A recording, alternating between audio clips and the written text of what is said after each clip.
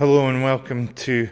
day 13 of Wyoming Baptist Church's Advent Calendar. And we are continuing on Isaiah chapter 11, a couple of verses of which we looked at yesterday.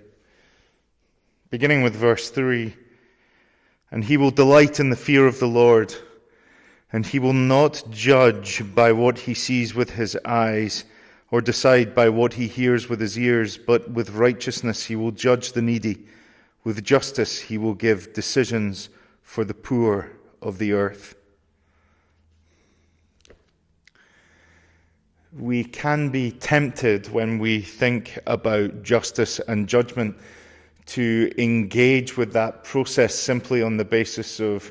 what we see and what we take in. And we tend to do that for the benefit of ourselves first, especially when we go into situations which are uncomfortable.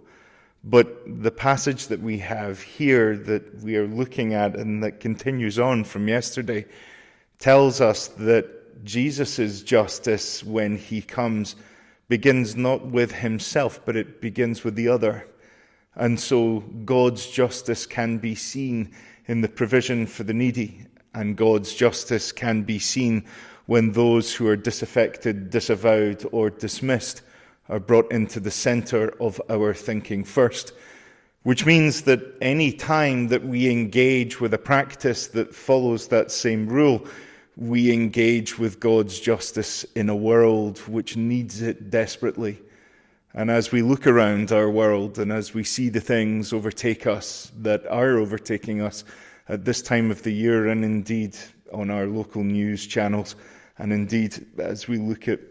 pictures of disasters throughout the world,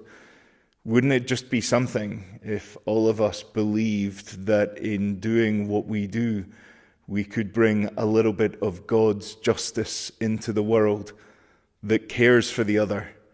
provides for the other, and sees the other as more important than ourselves?